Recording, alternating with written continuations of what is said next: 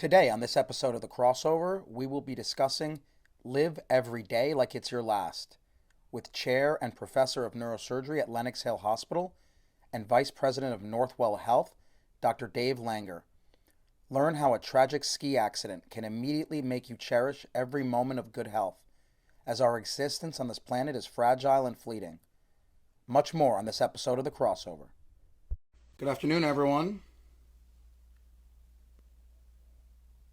Going to be talking with Dr. Dave Langer, who's a great friend and colleague. Going to be talking about living every day like it's your last. Hold on, there he is. Let me pull him on. Dave, what's going on, buddy? How you doing, man? Hey, Rick. How you doing? It's great to see you, man. Thanks for making time. I'm looking forward to this for a while. So you're an amazing guy. Well, listen, just while everyone's logging on, I'm going to do a brief introduction about Dave Langer. As I said, great friend and colleague. He is chair and professor of neurosurgery up at Lenox Hill and a vice president of Northwell Health. He attended Penn for undergraduate and medical school, as well as his residency training. Quickly, Dave became internationally recognized as a neurosurgeon and as a vascular expert. I can go on about all his accomplishments, but just to be brief, he's lectured all over the world. He's appeared on TV, written hundreds of articles, and is widely regarded as one of the top brain surgeons in the country. So I think that's a pretty good summary, Dave, would you say? Probably. You there? So I feel like that's a good summary. And I think what really separates Dave from other doctors. Yeah, are you there? Can you hear me? You there? Yeah. Perfect. Yeah. I was going to say, but what really separates Dave is the fact that he's a good friend. He has an amazing personality. And what you'll hear about today is how he's taken a life-changing event and really that's altered his perspective. And that's changed the way that he not only practices medicine, but the way that he lives his life. So here today to discuss Live Every Day Like It's Your Last. And Dave, welcome on board. Thanks for spending time with us. Thanks, Rick. I appreciate it. So let's just start from the beginning. Not everyone knows what happened to you, but tell us about that day, what you were doing, what were your emotions that day prior to the accident? I think it's like anything else. I mean, these things happen like in an instant. It's, everybody says, you got to live your day like it's your last. I mean, it's just like every other. I've been skiing since I was a little kid, 50 some odd years. And it was a very innocuous thing. I was at the bottom of a run, made a bad turn, just took my eyes off for a split second and lost concentration. I fell off my bike in 2010 from a similar circumstance. Oddly enough, I flipped. I looked up. I remember looking up at the sky and seeing what a beautiful day it was. Next thing I know, I hit a log in front of me. So, I think that these they're lessons about not only how it can change, but keep your eye on the road. And it's a little bit of both. And so, you fall down. You're skiing. I've read those kind of recounts that you've told where you woke up with your face in the sand. You saw the blood in front of you. You kind of tried to move your hand to wipe the blood, but you couldn't move. Tell us a little bit as a neurosurgeon, since you know so much more than a lay person, the initial feelings that are going through your head when you realize I can't move. It was more of a I was in shock. I think I was unconscious before that. I was so when I just remember waking up. I didn't know that I was unconscious until weeks later, actually, when I kind of started thinking about it when I was talking to some people in rehab. But my first reaction was I was just sort of in shock. I was like, what the hell did I do to myself? I was almost like I was just confused, honestly. And then the next 10 or so minutes, I wasn't crying, but I was lamenting and sad. I was super sad. Like, how could I have possibly done this to myself? I said over and over, I just kept saying, I cannot believe I did this to myself over and over again. When the guy next to me, who was a friend of mine, I was skiing with some people that I didn't know very well. And I just can't, he said, are you okay? I said, I'm not okay. I'm a fucking quadriplegic. I wasn't upset, but I was just demoralized. And I just couldn't, I was in shock, I think, that I could have honestly gotten myself in that situation. I can't describe I mean, think about it now. I can't imagine being in that situation. I couldn't imagine that I was in that situation, basically. I mean, those emotions, it sounds like it's really hard to summarize those emotions. It's anger, it's disappointment, it's disbelief, it's shock. What were you thinking about? Your family, your wife, your kids, your job, the people you work with? I mean, all of the above. Once I kind of got out of this initial moaning and groaning, I had a lot of pain, so even talking was hard, so I kind of sort of stopped talking because it took about 40 minutes for ski patrol to arrive. And so I had some time, and I'd done a lot of I've read a lot of Stoic philosophy. I actually was carrying Marcus Aurelius' Meditations with me on this trip. I never thought that, it would be as valuable to me, honestly. And what ended up happening was I got quiet and was able to just think about what I could control, which is really what the Stoics taught, is that you only can control what you can control. And just, I just started thinking about my future. I felt like I'd had a good career. I wasn't going to operate again. I mean, I really, as a neurosurgeon, I thought, my neck was turned about 45 degrees and I had really bad pain. I couldn't move my arms, my legs, or feel them. So, I was pretty much convinced that I'd had a disruptive injury that would be, if it meant I didn't think I'd walk again, or operate again. But I just realized that I had a great family. I love my kids. My dad had a stroke when I was a kid, so I was upset that my son in particular was going to see me that way. My daughters too, for that matter. But I thought of my son because I'm a guy, and I know when I saw my father, I saw his weakness for the first time, and it really resonated with me. And so I was just kind of felt like I was repeating what I'd been through, which I was really sad about. I started thinking about not being able to walk down the aisle. I was really granular, like thinking about not being able to walk down the aisle at my daughter's weddings, that kind of thing. But, the good thing for me retrospectively was I could tell you that I felt like I'd had a good career. I'd done everything that I could to improve myself and the team around me. I felt that the department was in good hands with John Bookvar, that I would leave and that it would be okay, and that I could move to my beach house with my wife and sit on my ass for the rest of my life and not worry about it. I mean, honestly, that's what I thought about. And wow.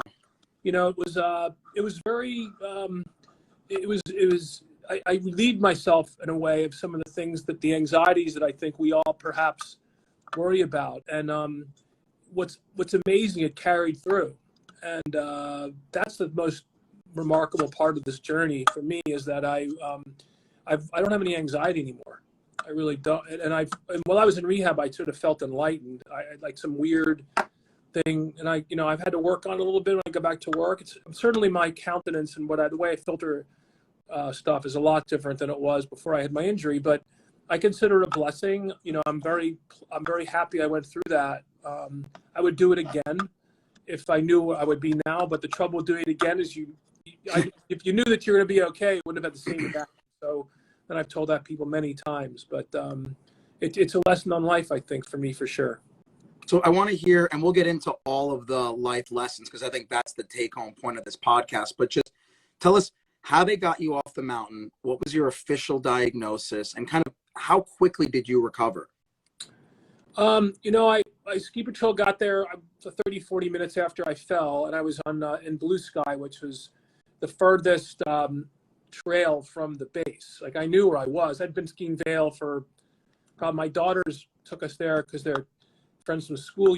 School used to go there, and I love the mountain. I just think the mountain's just such a unique place. And I remember also thinking I'd just gone on a great trip with my close friend growing up. He dragged me to, if you can imagine, to Siberia, to Russia, to go heli skiing the month before.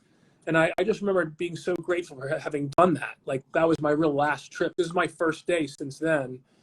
And I was with my best friend. I was worried about my wife, but I told the ski patrol when they got there, I'm like, look, I'm a neurosurgeon. I've had a I know I have a C5 level. I could shrug my shoulders, but I had no bicep. So I knew what was going on. I said, I've had a spinal cord injury, and you need to fly me off the mountain. I really didn't want to go down on the sled. I just thought it could be really a bad idea if I have an unstable spine. It's hard to stabilize a spine, a sled, no matter what to do, especially with 2 or 3 lifts and 3 runs. It just would not have been good. And I think she was just sort of, I don't know if she didn't believe me or she was sort of in shock that I could, I could say that to her. And so she says, really? And then she goes, then she got her dispatch on the phone. She goes, are you sure you're a neurosurgeon? I was like, yeah. So she turns back on the phone. She goes, yeah, he's really a neurosurgeon. She goes, okay, we're flying. And I was like, whoa, like, that's cool. Like, I was, and I think, truthfully, the fact that I was calmed down and I wasn't like freaking out and flipping out was valuable, and even today, now I think the lesson is, part of it is just no matter what happens to you, your perception and the way you feel, just try not to get upset. Try not to scream and yell. Try not to, lose your temper. It can only hurt you. And so I'm not, before this, I have a short temper. I've been really making a big effort to not be that way. And it's not easy, but it's been a big transformational thing for me, for sure. Are you back to 100%? And if not, what would you give yourself? Yeah. I mean, I'm way better than I was up here. Physically, I'm fine. I went through some rehab and I go to the gym, 3 mornings a week, really early to keep on top of things. I've lost some show muscles in my shoulder a little bit. I used to work out a fair amount. I was a rower in college. And so my body's changed a little bit, but, frankly, it's been just I couldn't ask for a better outcome. I feel absolutely fine in the operating room. I feel better emotionally, and I feel like I'm still have time of my life ahead of me that I can live differently, which I think is the most important thing. Give us the top 3 ways that you are different since the accident. Well, the 4 Stoic tenets are courage, justice, temperance, and wisdom. And that's how to live a virtuous life. Also, that we all have our will and our action that are based on our perceptions, and that your perceptions are not necessarily real. And when you connect it to an emotion, when you step back and look at your perception before you react, it's really the best way to be. I think the first thing I've done is I've started to meditate every day. So I meditate 20 minutes a day, almost every, I haven't missed a day in about 30 days right now. I started doing that at the end of March. It's been so valuable. I mean, I tell everybody around me about that. I used to, before this happened, someone would meditate, I thought they were crazy, or not crazy, but like a little odd. If people think of me that way, they can if they want to. Like, I don't really care. But I'm very comfortable telling people that I do that. So that's probably been the biggest change in my life, is meditating. I just feel I also think about these things all the time. Like I really, when I go to the OR, or when I'm late coming home, or I get my case doesn't go on time, or I'm stuck somewhere, or whatever. I can fall back on my first reaction. Okay, this is what we're talking about. And the beautiful thing about this, or even reading the Stoics, is it's very applicable to real life. It's not like I've been through some stuff like everybody else. I've been through a divorce. My hospital closed when I was 6 years in. My son and ex-wife moved back to Philadelphia when I was young, attending. I had to schlep down to Philadelphia to pick him up and put him through hell every other weekend. And when he was a little boy, I've been through some stuff, but everybody has, and so, but by the same token, I'm not unique, but I realize I want to react in a unique way. So I can do that now, and I have no problem. It doesn't mean I'm perfect, but I'm much better at, functioning when I'm under a little more stress. And so that's the third thing. I think the last thing is I just have a tremendous peace. And I really don't have any anxiety that I used to. Not that I carried a ton of anxiety before, but I would wake up in the middle of the night a few times a month and worry about something. I sleep really well at night. And I am very grateful to be able to go forward now. Mike Lawton, who's a close friend of mine, asked me, after Netflix came out, he goes, what are you going to do with all this attention? Like, what are you going to do with all this? I was like, I never even thought about it. Like, I didn't do it to get attention. I did it to show my kids what we do behind the closed doors, honestly, and to let the public in. And I felt that we were doing a disservice as a field of neurosurgery and and doctors in general, not to show how we are, because our kids certainly with social media see everything else up front, but yet we don't allow them into our lives and really get people to consider doing this and seeing how great our life. We have a great job. I mean, it's freaking amazing. And so, I felt very compelled to tell that story, but I didn't have anything really in mind afterwards. And so I didn't really know. I mean, this was already a year and a half ago. But now I feel very strongly about having an impact on our field, on medicine in general. I think courage, temperance, justice, wisdom are tenets for neurosurgery. They're for medicine, they're for life, and they can be applied to anybody who's ambitious in any field, because doing the right thing and helping people and being kind and humble is ultimately what matters. And that's where I'm going. And it's what I intend to do for the rest of my life. Now, you talk about lower anxiety. Now, looking back, what percentage of our daily worries and stress is truly bullshit? Now that you've gone through a life-changing event, you look back and you're like, why was I worrying about that bullshit? Like, what percentage of your day that stressed you out was total BS? Well, in general, anything you're anxious about is bullshit. When you come, frankly, we all, it's a little it's all very stoic, but we all die.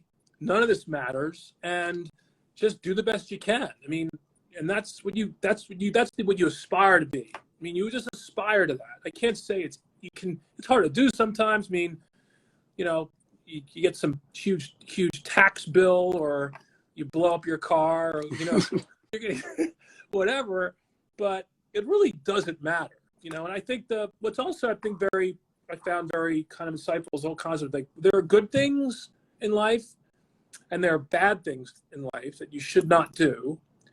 And then there are the things that really don't matter, like actually making money doesn't matter. It's neither good nor bad. Like, if it happens, great. If it doesn't, okay, you'll be fine. It's like recognizing that there's a difference between joy and pleasure. And, I think that I'm still working through this a bit, to be honest. It's a lifelong learning in a very short period of time. But I really feel like I'm living true to that, and I think that those things are important to carry with me. They become very important for me to try to live up to those expectations myself. And by the same token, because of the megaphone that, I've been able to, it's getting smaller. But I think, we have another show coming out. It's like, I'm sure I've seen it. It's going to be almost like, I think, like an inoculation and then a booster shot. And I'm excited to be able to maybe transcend what I originally intended to be in my life, which was a great neurosurgeon, and do that, and with the added bonus of being able to impact our specialty in particular in a different, I don't want to say the world, that's a bit, do the best I can at bringing some of this to to people, whether they're neurosurgeons, surgeons, doctors, advanced care practitioners. I think, and it's super fun, and because it's connected to really a life-altering event for me, it's very gratifying, and makes me feel good to do it.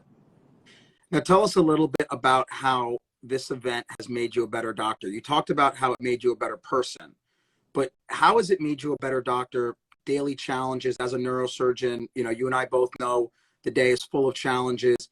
How are you a better doctor? How do you deal with the daily challenges of being a neurosurgeon differently now?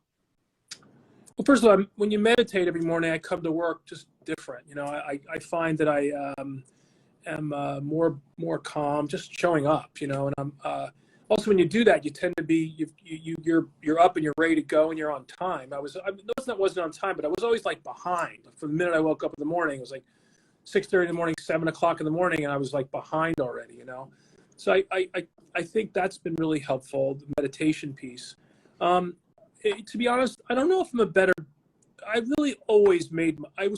felt in my heart a good doctor outwardly to my patients. I've always gone beyond, and I know you're like that too, Rick. You know, I mean, I don't think I could have been like mechanically a better doctor. But I think now that I've been to this, I think the mechanics are better. You know, I feel more at ease with things.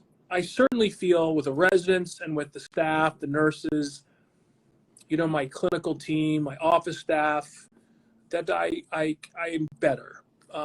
It wasn't like I was a giant ass before, but you know, I definitely had moments, and certainly I feel like I'm more able to control those tough moments, and you know, create something and be more balanced and have more temperance, and allow things to happen. Maybe think twice, and create a better deliverable in the way I live my life. You know, and I feel better. I feel better, so that's good. You know. Do you actually now live every day like it's your last? So, for example, if there's a big event or something that gives you joy, do you really relish that moment, having gone through what you did? You have to think about it. It's not automatic, but I try to. I mean, you know, living every day like it's your last is a little bit tough. I mean, because the odds are it's not, and there's going to be tomorrow, and so there's some element of kind of aspiration about that. However, the way I think about it is, my translation of that is just do what you can. Like, there's only so much you can do. I mean, you know, you just have to face the music and whatever it is, and that's it. And you know, I can't change the reality of the situation I'm in, and if I can, I'll do it. And I try not to complain. I try to, if there's something, I see something wrong, I'm going to say it. But doing the right thing is the most important thing. There's a lot of perverse incentives in our business, as you know.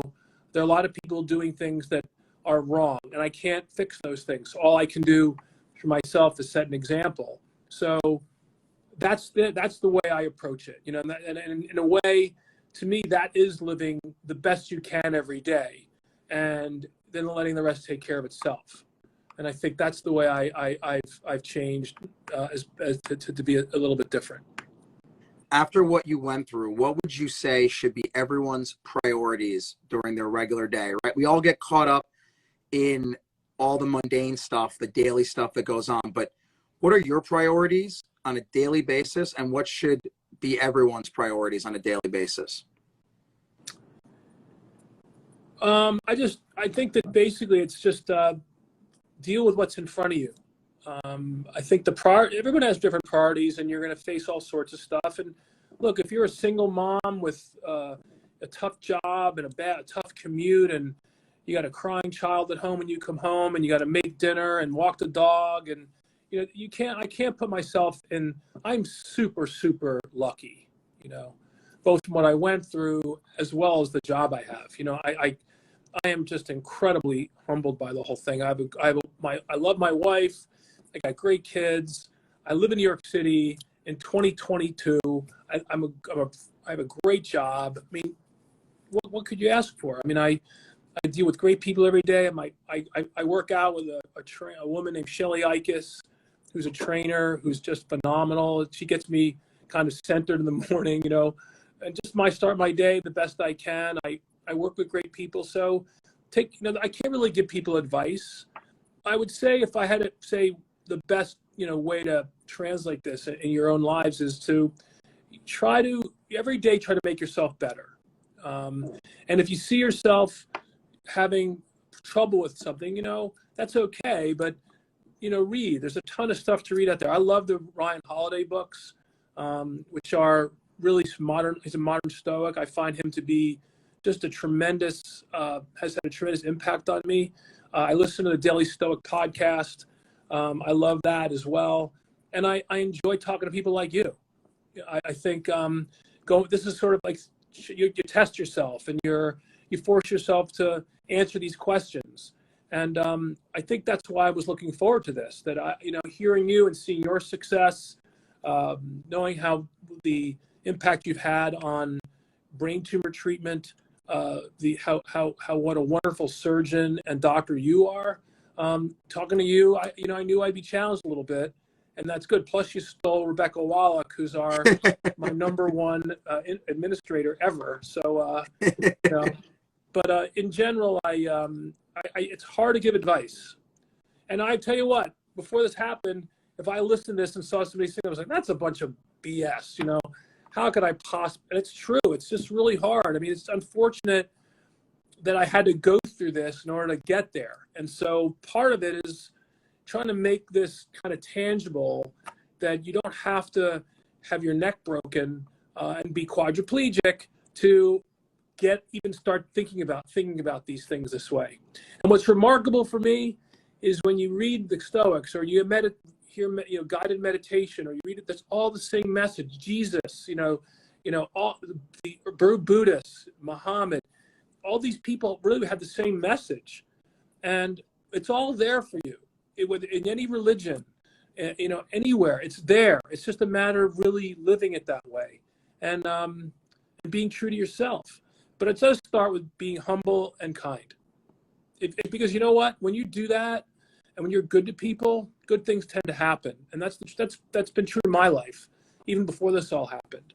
And I think that is, and doing the right thing. You know, you do the right thing, you're humble and you're kind, good shit happens, period. I mean, that's beautifully said. I would look forward and say that you've gone through something that very few people go through, that type of adversity. And it takes a special person to bounce back, right? We all go through adversity, and what differentiates success from non-success is how you bounce back from adversity. What would be your biggest advice to our listeners when they undergo adversity in their life? Because that's a given. Everyone's going to go through adversity, some more severe than others, but you're going to go through adversity, and it's the way you bounce back, and you've done it amazingly. So what would be your advice to our listeners on how to turn adversity into opportunity? Well, that is, whether the Stoics know that. They knew that everyone faces obstacles. It's 100% guaranteed just to prepare for them. Assume bad stuff's going to happen. Like, it's okay to be optimistic, but be realistic, recognize. So by thinking this way, when a bad thing does happen, you're prepared for it. And I must say that I can't say that I knew that this bit was imbued in me before my accident, but even then, lying on the ground, my face down, bleeding from my nose and unable to move myself, I recall thinking this a little bit. I was able to tap into it. So if I could do that in that situation, it's not inconceivable that if you really spend some time and thinking about it, and choose. I've read the books I was Marcus Aurelius Meditations. It's another one that's great to read. Any Seneca stuff. But you have to take it pretty seriously, and you have to spend the time ahead of time. You have to, I exercised a lot growing up. I was a rower in college, like I said, and even afterwards, I tried to go to the gym, keep myself in good physical condition, and I was sort of preparing myself mentally, I guess. And surgery at University of Kansas. Are you guys still there? Yeah. And he said to me, he's devout Catholic, and I've never been religious. And Paul said to me, he called me very early on after I got hurt and said, an angel on your shoulder. And, I think he said, look, someone was preparing you for this moment. Why was I reading all this crap? And why was I going to the gym? What was the purpose? And I think the answer is, prepare yourself for it. Not that you're going to break your neck, but I do think that if you spend some time every day in this space and I think it's also super important to find quiet time. We're all too freaking busy, running around like a chicken with her head cut off. I really make time for myself to just stop, get present. It's so important. It's when you think someone on the text thing down below going for walks. Yeah, take a walk. Just look at the sky. Except when you're riding a bike or skiing. I mean, I think that those moments are so important, and I think that that's the message. You're not going to become, perfect right away, and I'm far from perfect, but give yourself a chance to improve yourself that way. And I think chances are, if you're ambitious and you really want to change, you will, and you'll find a way to be better. And it comes slowly. You know, I had this accelerated course because of what happened, but respectified, I had 3 months off after I got hurt. I got better pretty quickly. I had the central cord injury, but I got better pretty quickly, but I was out of work after, neck surgery for a few months. And so I had a lot of time just to be with myself. It was incredibly valuable. Not many people get that and be able to come back to work and be just as good as they were. That's crazy.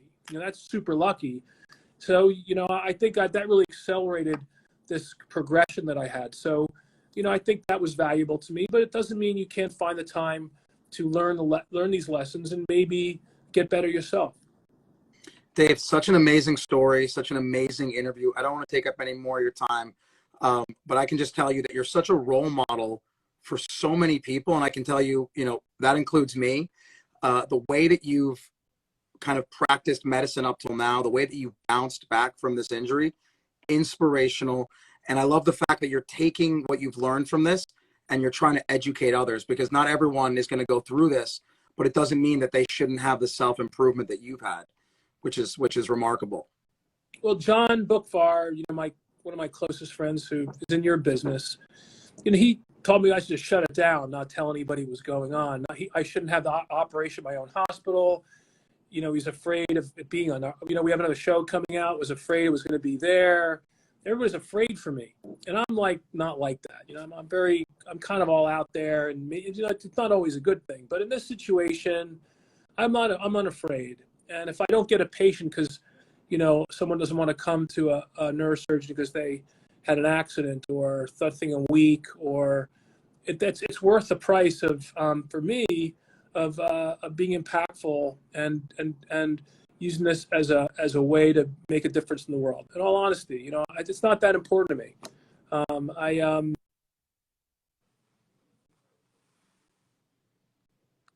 Oh, we lost your volume there. You still on there? Oh. Yeah. Well, Yeah, no, I'm what was very that last grateful, sentence? and I appreciate you giving. I said I basically am very grateful, and I did this because I'm not going to just hide behind some pretend like nothing happened and I'm perfect, and it's not who I am, and in some ways there's kind of the fact that there's a show at the same time. And now, who gets that to happen? That's just cuckoo for Cocoa Puffs, So it's an exciting time to be able to shift yourself and change. And I'm writing, and I'm really spending some time figuring out how to guide myself. But it's been super gratifying, and I can't. I really appreciate the life I have now, and intend to live a long time with this. Well, you're an example of kind of priorities and staying grounded. And I've told everyone this, you're one of the true real neurosurgeons out there, meaning that you're a normal person. You talk to people normally, and you're someone who I consider a great friend. So Dave, thanks for all your time. Amazing perspective.